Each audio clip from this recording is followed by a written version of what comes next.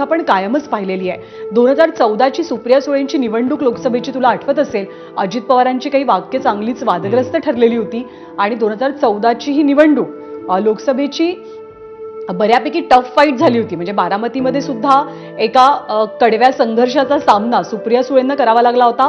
पण तेव्हा सुद्धा अजित पवारांनी ते झपाटून काम केलं होतं सुप्रिया सुळे निवडून येण्यासाठी. त्याचा उल्लेख सुप्रिया सुळेंनी वारंवार केला, दादांनी वेळोवेळी केला. त्यामुळे कौटुंबिक पातळीवरचं प्रेम असो, कौटुंबिक पातळीवरचं घट्ट नातं असो आणि पक्षाला वाढवण्याची एक धडपड असो, ती कायमच आपल्याला अजित पवारांमध्ये पाहायला मिळाली. खरं आणि ते आताही. अच्छा, मुख्यमंत्री पोहोचलेले आहेत. आत्ताच हे हेलिकॉप्टर विमान लँड झालेलं आहे.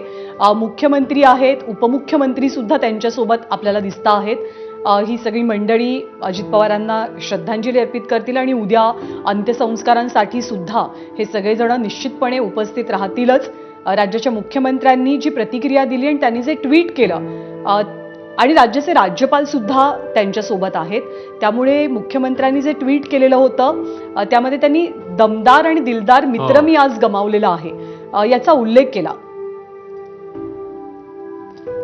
मंदार गोंजारी आपल्या सोबत आहेत, आपले प्रतिनिधी. मंदार, मुख्यमंत्री, उपमुख्यमंत्री आणि महत्वाचे नेतेगण पोहोचलेत आता तिकडे. मंदार, मुख्यमंत्री देवेंद्र फडणवीस, उपमुख्यमंत्री एकनाथ शिंदे, त्याचबरोबर दादा भुसे हे केंद्रीय राज्य मंत्रिमंडळातील मंत्री बारामतीमध्ये दाखल झालेले आहेत. बारामती एअरपोर्टची ही दृश्य आहेत. हे नेते अजित पवारांच्या पार्थिवाचं अंत्यदर्शन घेण्यासाठी या ठिकाणी निघत आहेत. मात्र त्याआधी या एअरपोर्टवरती जो एक वेगळा कक्ष आहे, व्हीआयपी कक्ष आहे, तिथे हे सगळे नेते थांबलेले आहेत आणि या अपघाताबद्दलची माहिती या ठिकाणी ते घेतील असा अंदाज आहे. या व्हीआयपी कक्षामध्ये हे सगळे नेते आतमध्ये गेलेले आहेत. मुख्यमंत्री देवेंद्र फडणवीस यांच्यासोबत एकनाथ शिंदे आहेत. त्याचबरोबर राज्याच्या मंत्रिमंडळातील शिवेंद्रराजे भोसले हे देखील या ठिकाणी येऊन दाखल झालेले आहेत. दादा भुसे आहेत. हे सगळे नेते मंडळी या ठिकाणी आहेत आणि काही क्षणांपूर्वी बारामतीच्या एअरपोर्टवरती दाखल झाल्यानंतर ही नेते मंडळी या ठिकाणी अपघाताबाबतची माहिती घेत आहेत आणि त्यानंतर ही नेते मंडळी अजित पवारांचं पार्थिव विद्याप्रतिष्ठानच्या मैदानावरती लोकांना या अंत्यदर्शन घेण्यात यावं यासाठी ठेवण्यात येणार आहे, तिथे निघतील आणि इथे ते अंत्यदर्शन घेतील.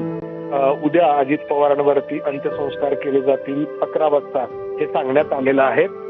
त्यासाठी पंतप्रधान आणि केंद्रीय गृहमंत्री हे स्वतः हजर राहणार आहेत. या ठिकाणी अजित पवारांच्या पार्थिवाचं दर्शन घेण्यासाठी थोड्याच वेळामध्ये हे मुख्यमंत्री आणि त्यांच्या मंत्रिमंडळातील इतर सहकारी जे आहेत ते निघतील. पुणे बारामतीच्या एअरपोर्टवरती विशेष कक्षामध्ये, व्हीआयपी कक्षामध्ये हे सगळे नेते मंडळी आहेत. इथे मोठ्या प्रमाणामध्ये पोलिसांचा बंदोबस्त आहे. मोठी गर्दी उसळणार आहे अजित पवारांचं अखेरचं दर्शन घेण्यासाठी.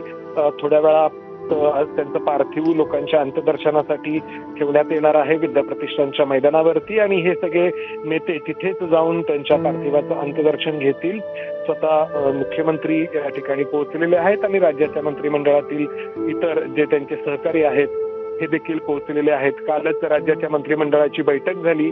या बैठकीतल्या आठवणी दादा भुसे यांनी या ठिकाणी सांगितल्या. काल अजित पवारांनी जी महापालिका निवडणूक पार पडली राज्यामध्ये त्यानंतर होणारी ही पहिली मंत्रिमंडळाची बैठक होती आणि या लागलेल्या निकालावरती त्यांनी मिश्किल अशी प्रतिक्रिया कालच्या मंत्रिमंडळ बैठकीमध्ये दिली होती. या मंत्रिमंडळ बैठकीमध्ये जे मंत्रीगण आहेत त्यांना एका अर्थाने थोडंसं हलकं फुलकं करण्याचा, त्यांना हसवण्याचा प्रयत्न अजित पवारांनी काल बैठकीमध्ये केला होता. जरी निकाल अजित पवारांच्या बाजूने लागले नव्हते तरी देखील ही आठवण कालची दादा भुसे यांनी सांगितलेली आणि त्यानंतर जिल्हा परिषदेच्या निवडणुकीच्या निमित्ताने अजित पवार बारामतीमध्ये प्रचारासाठी येत असताना त्यांचा झालेला अपघात. या ठिकाणी राज्यपाल देखील आहेत. महाराष्ट्राचे राज्यपाल देखील मुख्यमंत्र्यांच्या सोबत बारामतीमध्ये दाखल झालेले आहेत आणि ते देखील अजित पवारांच्या पार्थिवाचं अंत्यदर्शन घेणार आहेत. बारामती एअरपोर्टच्या व्हीआयपी कक्षामध्ये हे सगळे नेते थांबलेले आहेत. मुख्यमंत्री, उपमुख्यमंत्री आणि इतर नेते मंडळी ज्यांच्यासोबत राज्यपाल देखील आहेत आणि हे नेते थेट विद्याप्रतिष्ठानच्या मैदानाकडे रवाना होतील जिथे अजित पवारांचं पार्थिव थोड्या वेळामध्ये आणलं जाईल आणि ही नेते मंडळी दर्शन घेतील आणि त्यानंतर इतरांना दर्शनासाठी त्या ठिकाणी रांगेमध्ये सोय केली जाईल. संपूर्ण राज्यभरातून अजित पवारांचे चाहते, फक्त कार्यकर्तेच नाही तर त्यांचे चाहते जे त्यांच्या पक्षात नसतील मात्र त्यांच्यावरती प्रेम करायचे, त्यांच्या कामाच्या पद्धतीवरती ते प्रेम करायचे, असे बारामतीमध्ये लोटणार आहेत. आज रात्रभर त्यांचं पार्थिव अंत्यदर्शनासाठी लोकांना या ठिकाणी ठेवलं जाणार आहे आणि रात्रभर मोठी गर्दी बारामतीच्या विद्याप्रतिष्ठानच्या मैदानावरती पाहायला मिळणार आहे. आणि त्याआधी ही नेते मंडळी त्यांच्या पार्थिवाचं अंत्यदर्शन घेतील आणि त्यानंतर इतर जी लोक आहेत, जे त्यांचे चाहते आहेत अजित पवारांचे, यांना अंत्यदर्शन घेता येणार आहे. आज बारामतीच्या परिसरामध्ये, बारामती तालुक्यामध्ये 4 सभा अजित पवार घेणार होते जिल्हा परिषदेच्या निवडणुकीसाठी. खरं तर अजित पवारांनी जिल्हा परिषदेच्या निवडणुकीचा प्रचार शुभारंभ हा महापालिकेच्या निकालाच्या दिवशीच केला होता. एकीकडे महापालिकेचे निकाल लागत होते, महापालिका निवडणुकीमध्ये राष्ट्रवादीला अपेक्षित असं यश मिळत नव्हतं, मात्र त्यामुळे खचून न जाता अजित पवारांनी त्याच दिवशी दुपारी बारामतीमध्ये पहिली सभा घेतली होती. मुख्यमंत्री बाहेर आलेले आहेत, आपण पाहतो आहोत दृश्यांमध्ये.